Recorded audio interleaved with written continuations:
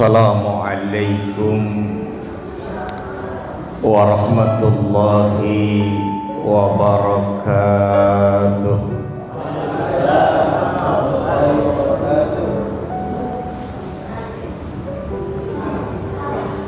Alhamdulillahilladzi asra bi'abdihi laylan minal masjidil haram ilal masjidil aqsa. Wassalatu wassalamu ala sayyidina Muhammadin wa ala alihi wa sahbihi ahli sidqi wa tuqa, amma ba'd. Qala Allah ta'ala fi kitabihil karim, a'udzu billahi minas syaitonir rajim, bismillahirrahmanirrahim. Innani anallahu la ilaha illa ana fa'budni wa aqimis salata li dzikri, sadaqallahul azim. Ma'asyiral muslimin wal muslimat rahimakumullah.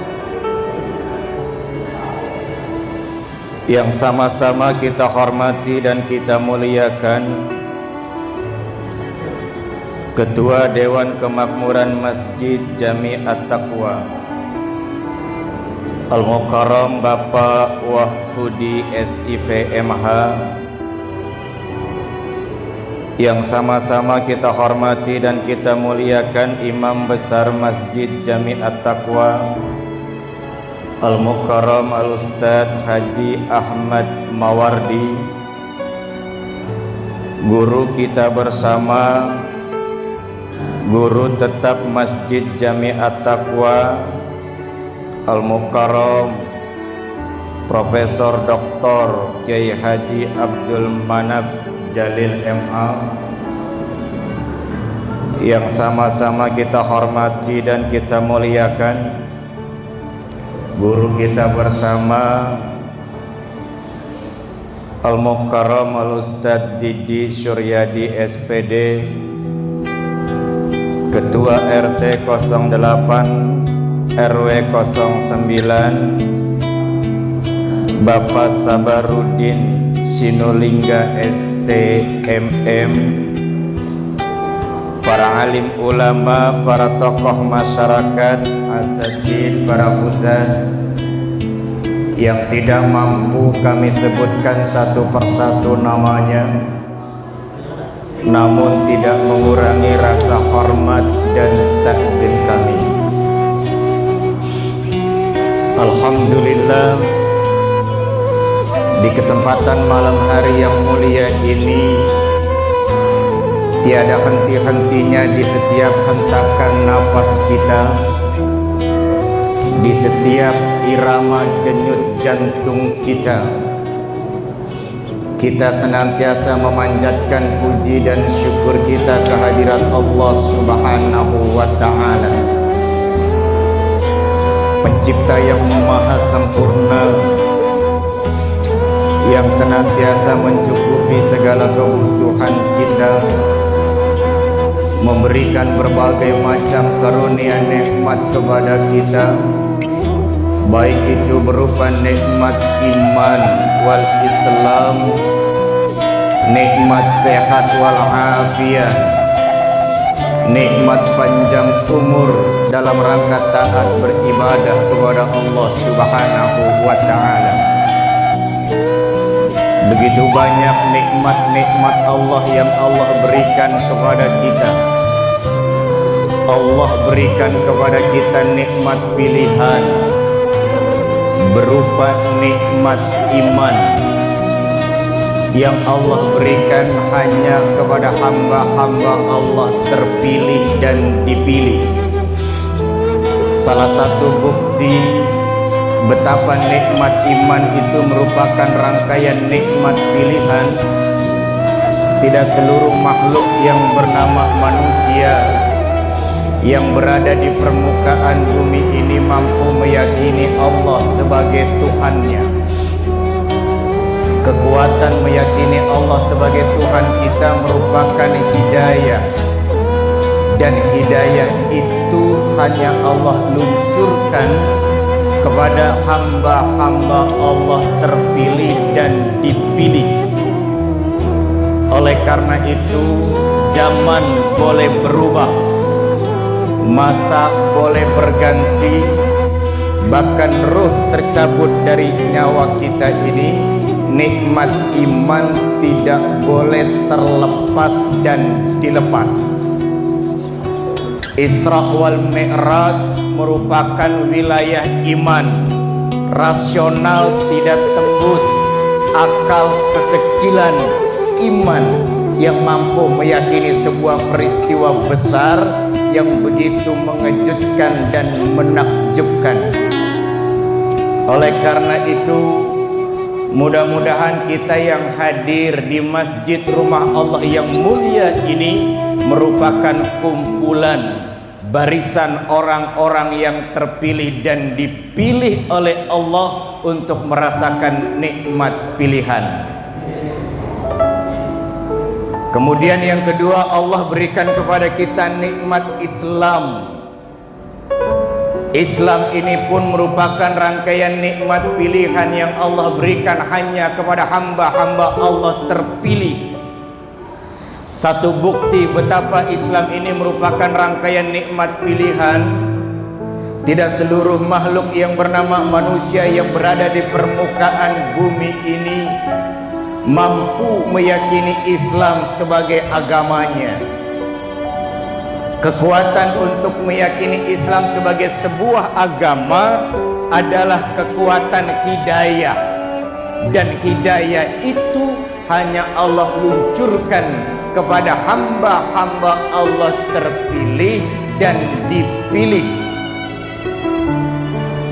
Masih banyak nikmat-nikmat Allah yang Allah berikan kepada kita, sehingga Allah tantang kita, andai saja seluruh pepohonan yang ada di permukaan bumi ini kau jadikan pena, air yang terhampar di lautan kau jadikan sebagai isi tinta untuk menghitung-hitung nikmat Allah, maka kau tidak akan memiliki kemampuan untuk menghitung-hitung nikmat Allah.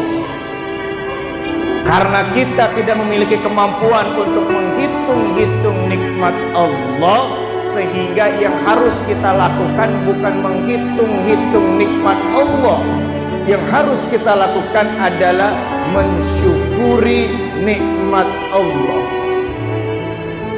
Berapa besar nikmat Allah yang Allah berikan kepada kita kalau ukurannya adalah menghitung-hitung nikmat Allah, yang ada kegersangan batin, kesempitan jiwa.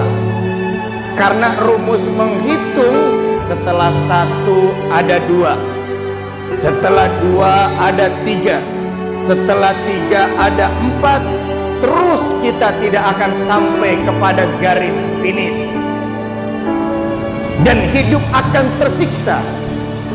Tetangga beli motor, kita yang meriang. Motor diganti, tetangga beli mobil, kita yang diopname. Mobil diganti, tetangga kita beli rumah, kita yang masuk ICU. Rumahnya di tingkat lantai 3, kita yang innalillahi wa inna ilaihi raji'un. Kenapa terjadi? Karena orientasinya menghitung-hitung nikmat Allah. Oleh karena itu harus kita rubah. Jangan menghitung-hitung nikmat Allah. Yang harus kita lakukan adalah mensyukuri nikmat Allah. Kalau dasarnya syukur terhadap seluruh karunia nikmat yang Allah berikan kepada kita, berapapun yang Allah kasih, yang muncul kepuasan batin, ketenangan jiwa. Kalau kau syukur terhadap nikmat-nikmat Allah, Allah akan tambah. Kalau kau ingkar, nikmat itu akan berubah menjadi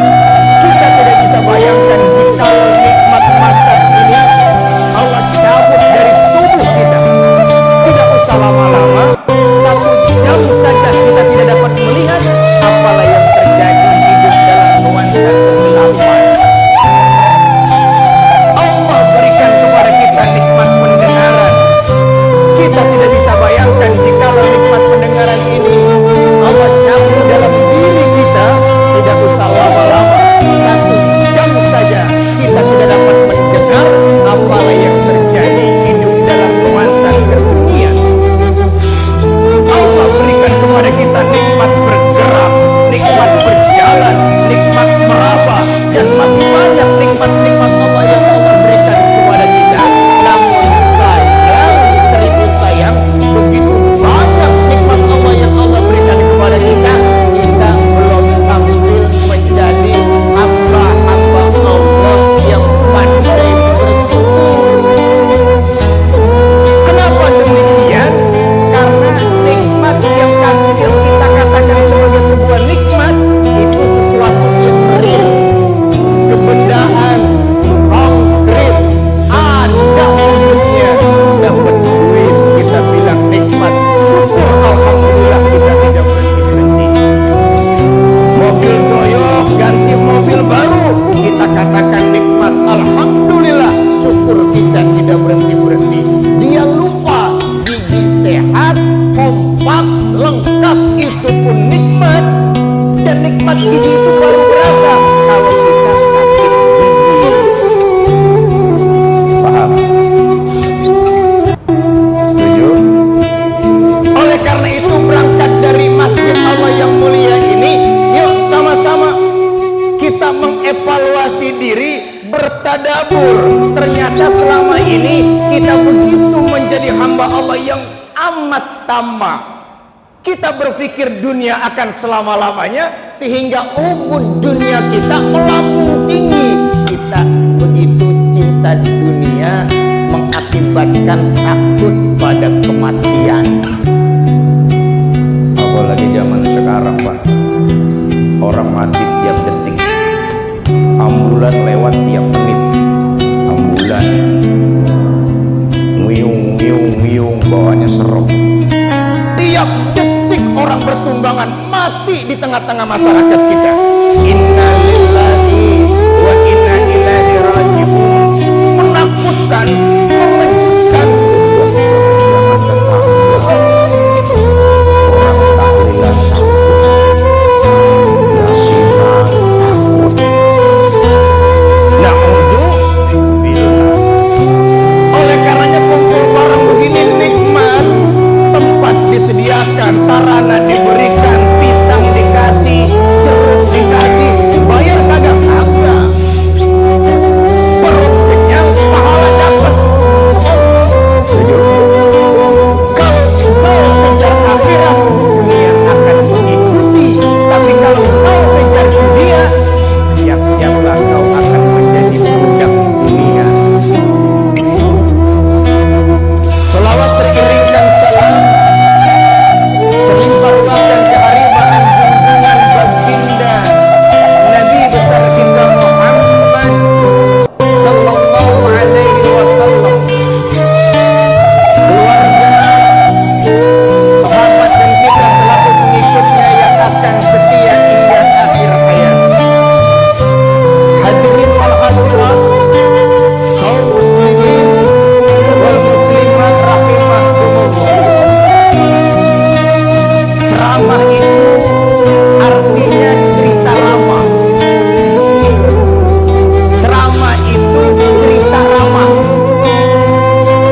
Dia disampaikan dengan bahasa kelembutan.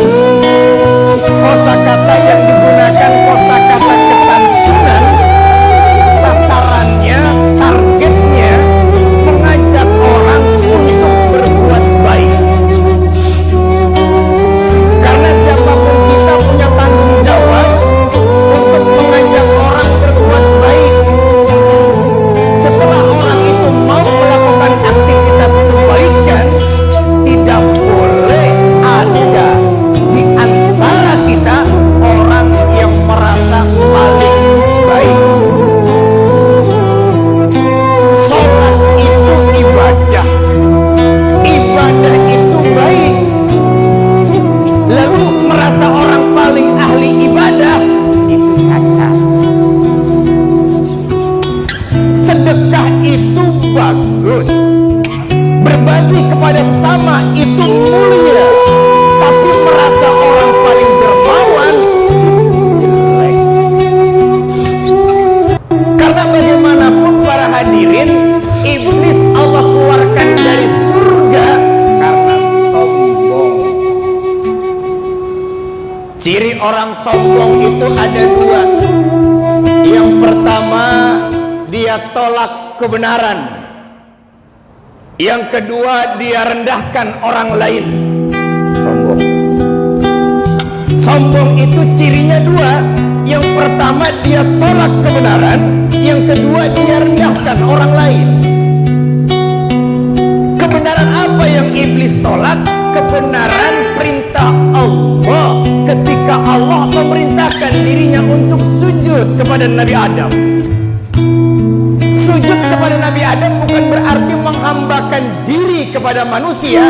Sujud dalam rangka mentaati perintah Allah, karena Allah yang memerintahkan dirinya untuk sujud. Lalu yang kedua, iblis merendahkan orang lain. Siapa yang iblis rendahkan? Nabi Adam. Argumentasi iblis, ya Rabb, kau ciptakan aku dari api, sementara Adam kau ciptakan dari tanah.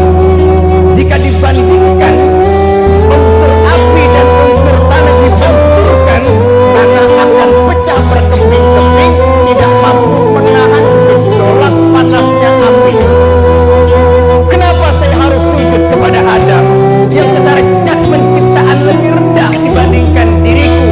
Gengsi dong, kata iblis. Pak sholat, bocah baru kemarin lu sholat. Lu sunat gue yang mampu. Lu kan warga baru di Mas Garden. Lu belum ada mesin atako, gue yang bawa. Fondasinya gue yang gali, batu kalinya gue yang pecahin. Lu mah tinggal ceramah doang. Setiap orang yang sholat di masjid ini pahalanya kebagian buat gua. Udah lu aja sholat. Ini kalau udah begini ribet. Karena sombong, Allah usir iblis dari surga. Allah usir iblis dari surga secara terhina. Allah keluarkan iblis dari surga. Surga itu aman, surga itu kebahagiaan. Allah keluarkan iblis dari surga, dari kebahagiaan, dari kenyamanan karena sombong. Iblis yang ada di surga sombong, Allah usir. Lah kita nih yang belum ketahuan kaplingnya surga apa neraka udah sombong. Jangankan surga, mau surga kita kagak kecil. Baru beli mobil satu, jalan depan tetangga pakai tukang kaca. Ketahuan musim hujan di kebun mancret, imam masjid gamisnya belum kena lumpur. Imam masjid orang soleh, marah kagak, sumpah kagak, hati dongkol kan. Sombong amat, baru punya mobil kredit, lewat kagak tukang kaca. Gua aja jalan kaki kagak sombong. Paham? Oleh karena itu siapapun kita yang berada di ruangan ini, kita dalam rangka berfastabikul khairat, berlomba-lomba dan berikhtiar untuk mencari kebaikan dan menjadi orang baik. Setelah kita menjadi orang baik, jangan ada di antara kita orang yang merasa paling baik. Setelah kita doyan ibadah, jangan merasa ada di antara kita orang yang paling ahli ibadah. Setelah kita dermawan, jangan ada di antara kita orang yang merasa paling dermawan. Setuju? Cukup? Terus ini kalau ada kopinya bisa 2 jam, Pak. Kopi. Saya kalau kopi hitam, Pak. Airnya setengah, masaknya pakai kompor gas. Airnya bulang-bulang, jangan dispenser, Bang Haji. Dispenser panasnya jelek, bikin perut gemuk kembung. Kopi hitam, airnya setengah gelas, ngaduknya 20 kali. 10 ke kiri, 10 ke kanan.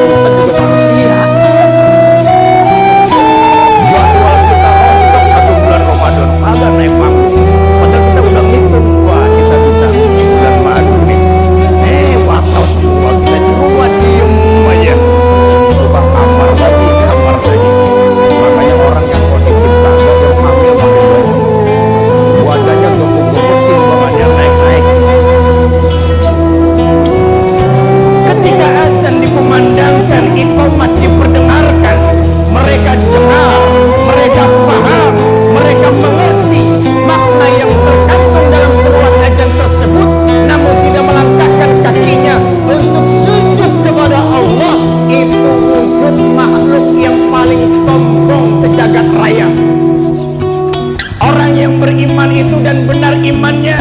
Innamal mu'minuna alladzi idza dzukirallah wajilat qulubuhum wa idza tuliyat 'alaihim. Orang yang beriman dan benar imannya ketika mendengar nama Allah gemetar mata batinnya. Kenapa gemetar? Karena ada panggilan cinta. Iman itu laksana setrum yang ketika kontak ditekan lampu berpijar. Iman itu laksana setrum, ketika kontak ditekan mic terdengar. Iman itu laksana setrum, ketika kontak ditekan baling-baling kipas angin berputar.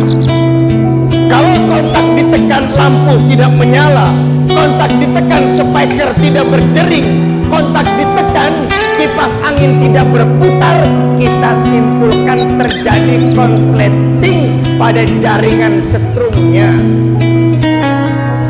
Ketika ada orang-orang yang menyatakan imannya kepada Allah, azan dikumandangkan, iqamat diperdengarkan, mereka tidak sholat, telah terjadi kerusakan pada sinyal-sinyal imannya.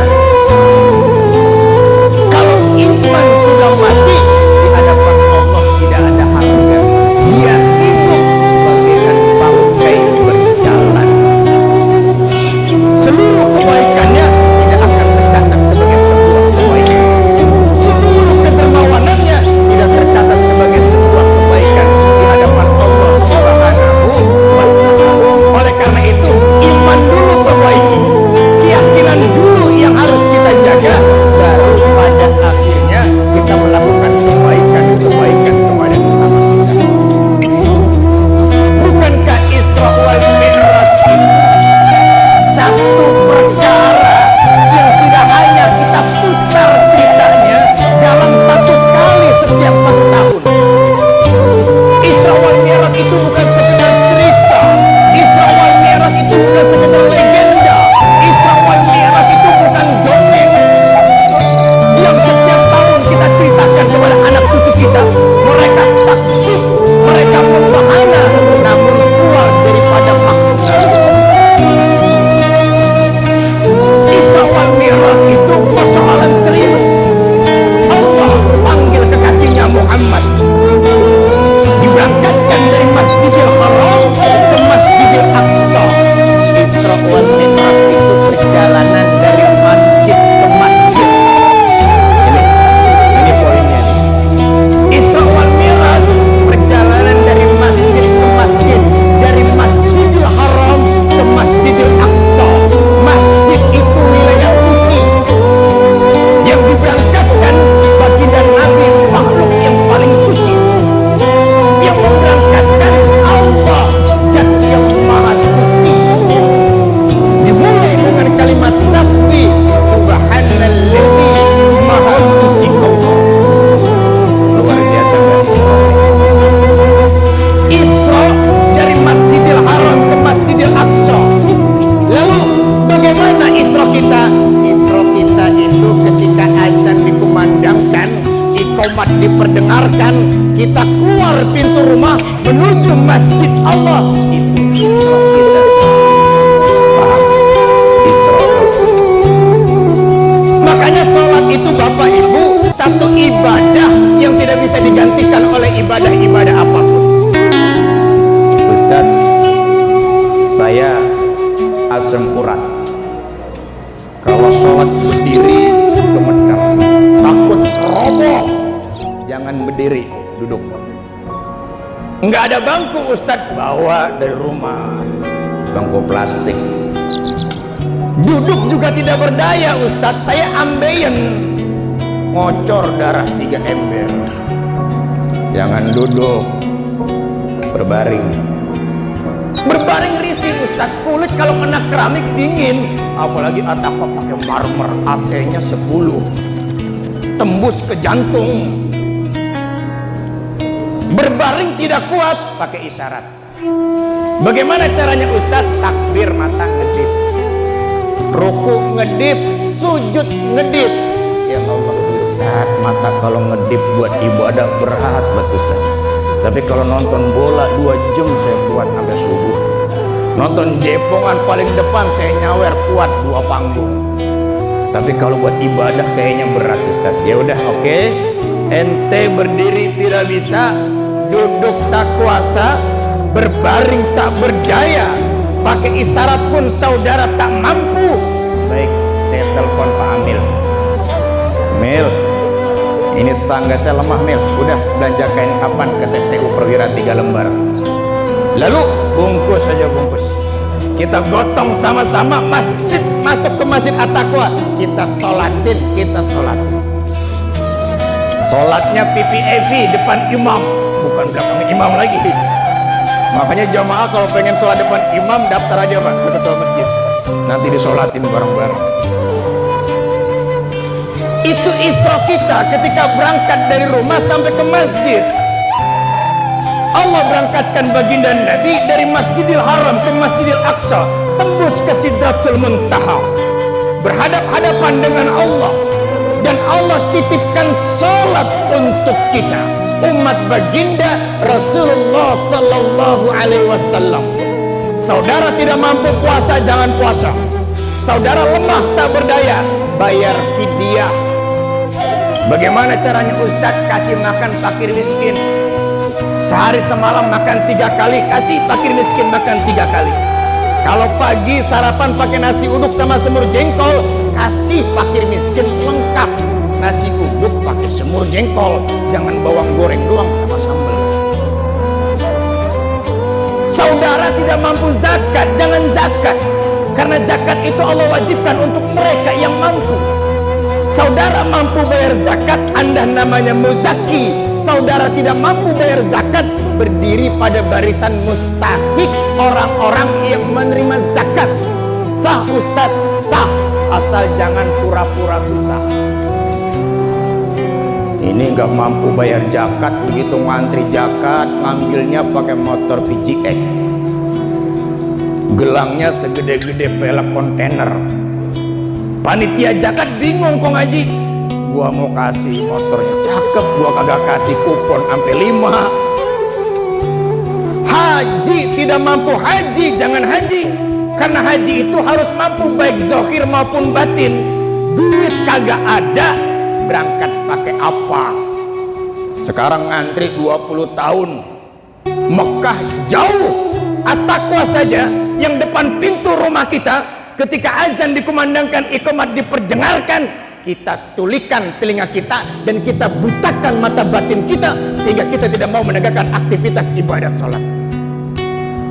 Duit banyak, badan rengke, penyakitan, susah juga pergi haji.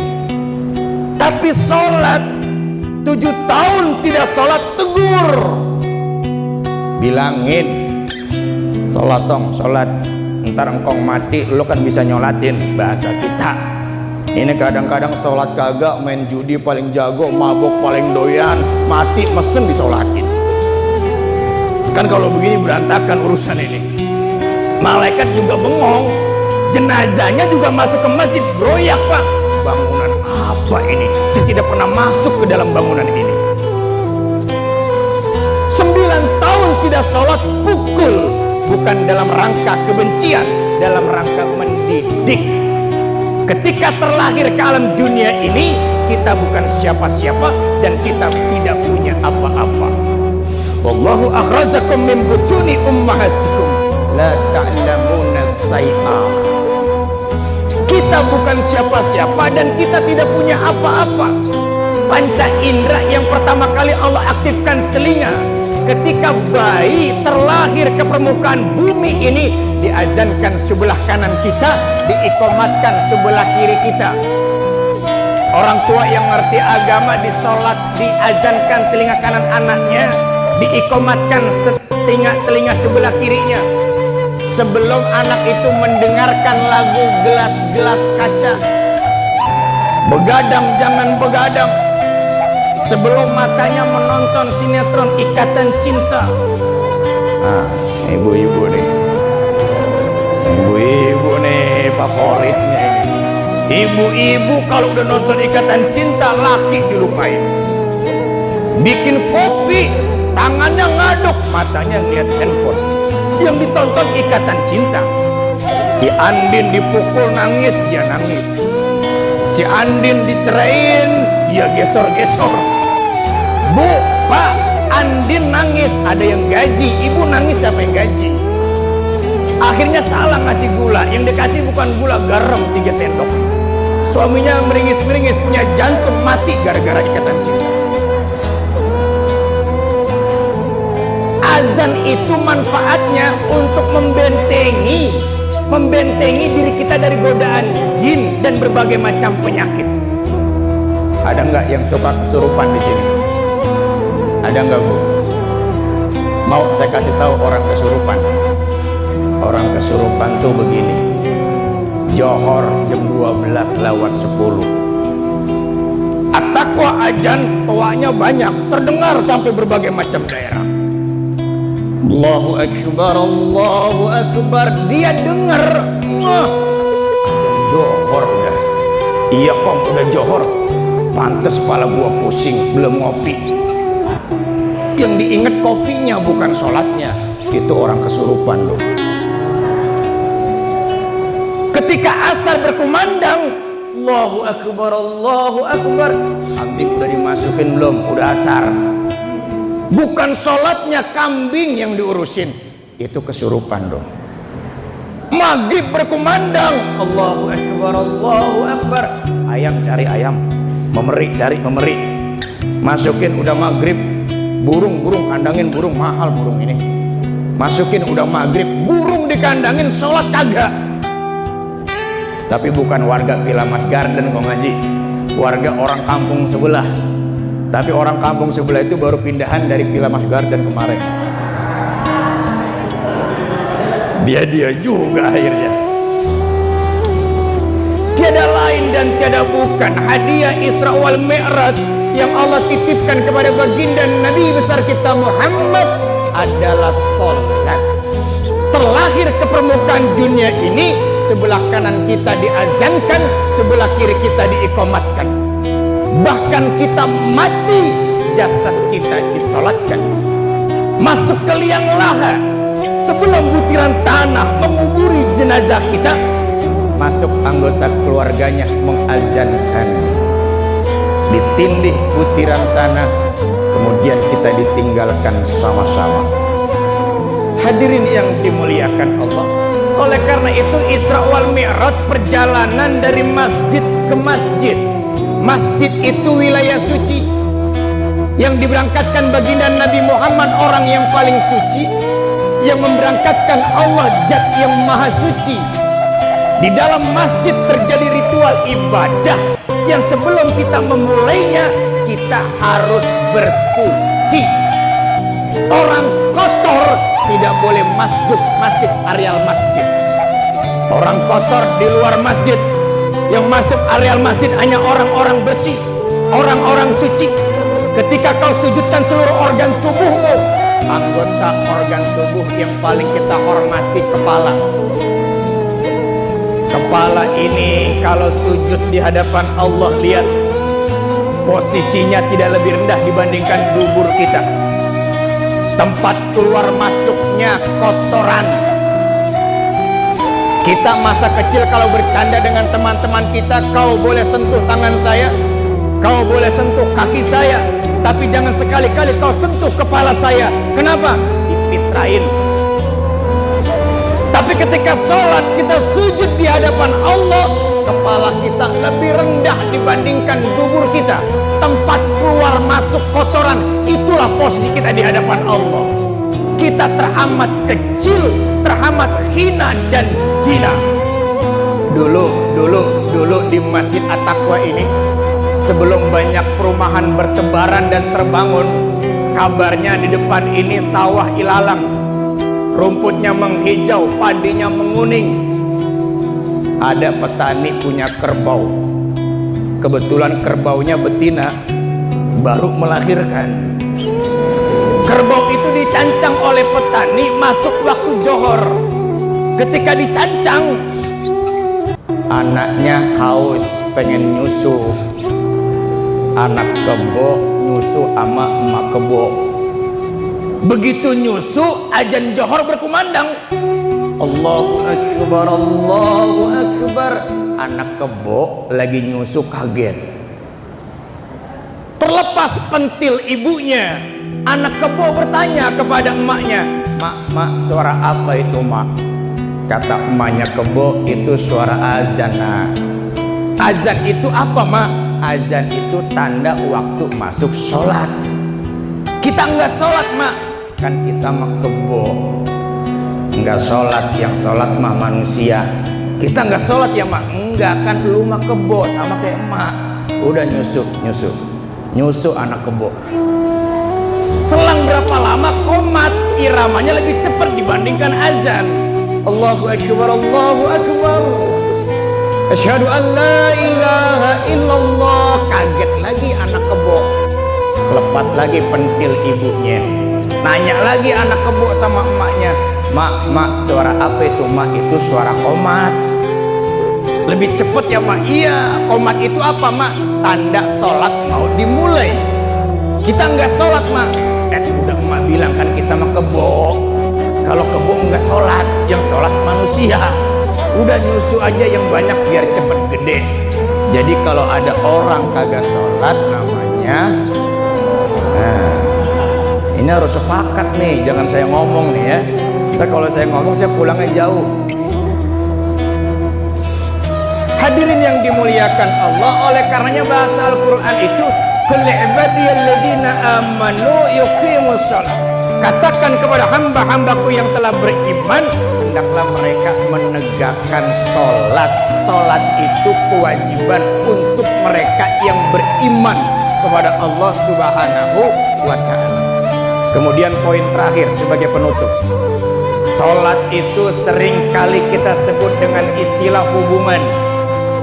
Ketika kita sedang sholat, kita sedang melakukan hubungan secara vertikal kepada Allah, Zat yang telah menciptakan kita. Sholat seringkali kita sebut dengan istilah komunikasi. Ketika kita sedang sholat, kita sedang melakukan komunikasi kepada Allah secara vertikal. Manusia hamba yang diciptakan oleh Allah kepada Allah, Zat yang menciptakan kita. Kalau orang sering sholat, kalau orang sering menegakkan sholat, dia sering berhubungan kepada Allah, dia sering berkomunikasi kepada Allah. Allah teramat kenal pada dirinya, sehingga seluruh kebutuhan kehidupannya akan dicukupi oleh Allah. Kalau orang tidak sholat, itu sama artinya mereka memutus mata rantai hubungannya kepada Allah. Kalau orang tidak sholat, itu sama artinya mereka memutuskan mata rantai komunikasinya kepada Allah.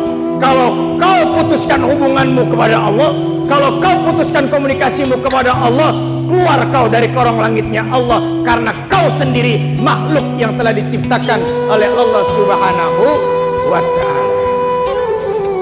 Paham? Setuju? Makanya Pak, mari sama-sama ramaikan masjid kita. Kita udah cinta nih sama sholat berjamaah. Mudah-mudahan tidak kurang dari 28 hari ke depan, ketika pemerintah sudah buka untuk kita seluruhnya, kita berdoa Ramadan datang, seluruh wabah yang menyelimuti bangsa dan negara kita segera Allah cabut dan Allah angkat dari bumi pertiwi yang tercinta ini. Kemudian yang terakhir nih, oleh-oleh nih, terakhir nih, biar pulang dari masjid dapat bekalnya. Kenapa Allah Isra wal Mi'rajkan kekasihnya Muhammad? Salah satunya Allah ingin hibur kekasihnya Muhammad. Allah Isra wal Mi'rajkan baginda Nabi, Allah ingin nyenengin baginda Nabi. Kenapa ingin disenangkan? Pada saat itu baginda Nabi berada pada ufuk penderitaan, tahun kedukaan. Paman beliau yang berada pada garda terdepan meninggal. Tidak lama Siti Khadijah, istri yang paling setia kepadanya, meninggalkan untuk selama-lamanya. Siti Khadijah, istri yang paling setia kepada baginda Nabi, yang memperjuangkan seluruh harta bendanya, bahkan jiwa raganya untuk kesukseskan dakwah baginda Nabi, meninggalkan beliau untuk selama-lamanya. Beliau berada pada ufuk kedukaan, berada pada ufuk kesedihan, kekasihnya sedih. Allah sedih melihat kekasihnya merana.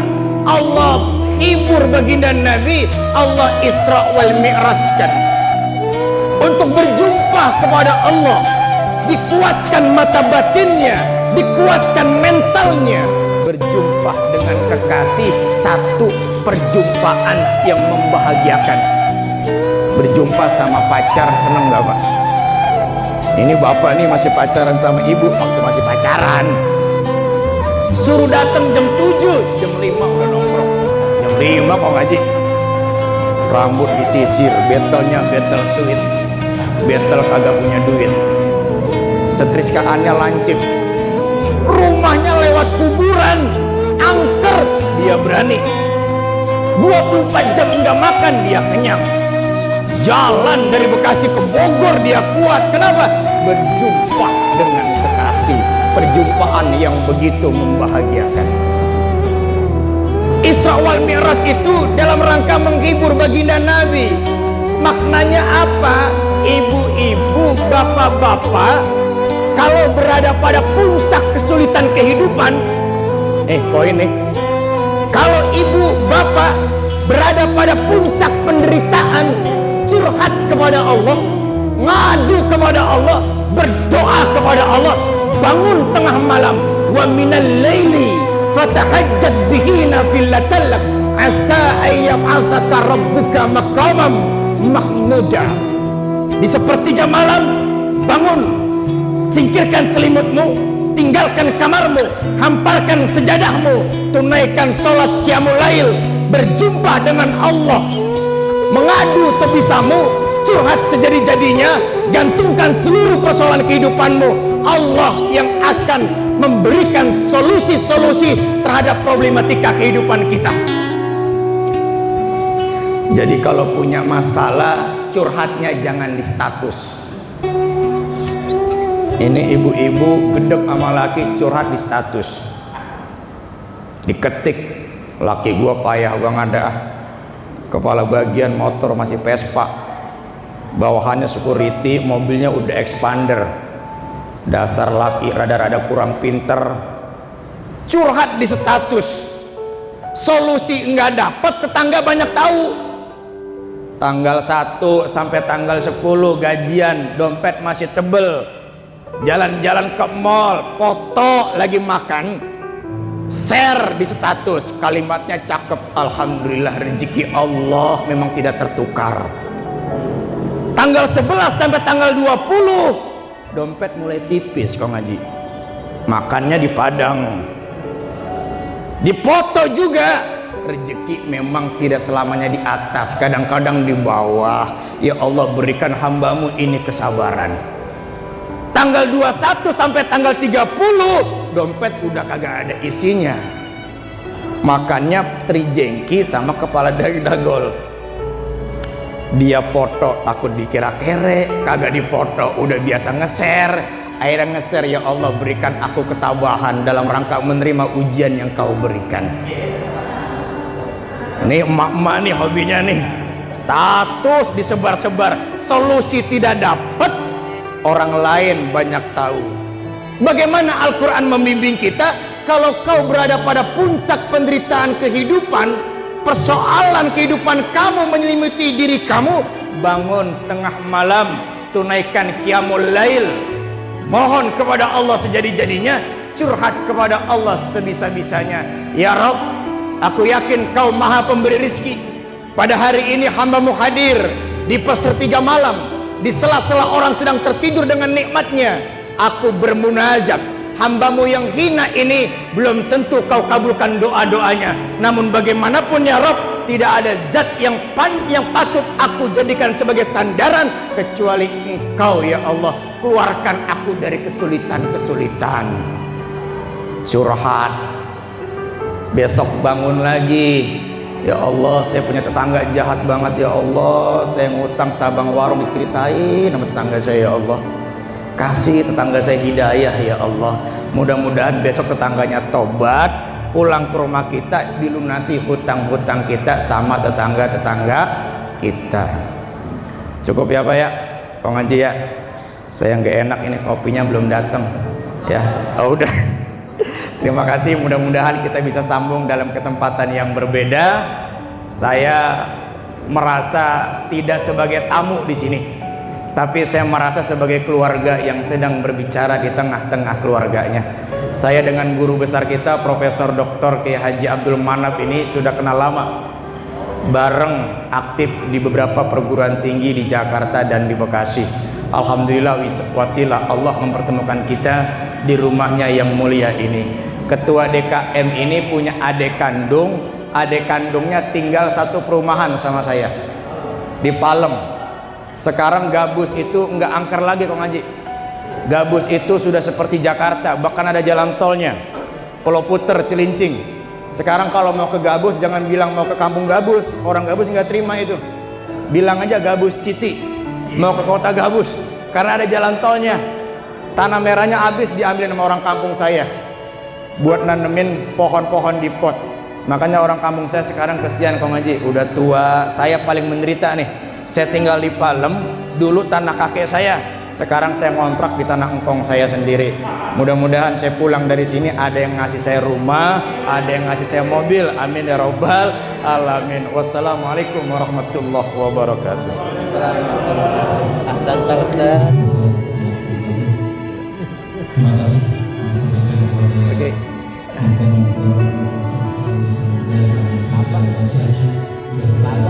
Oh iya tadi ya.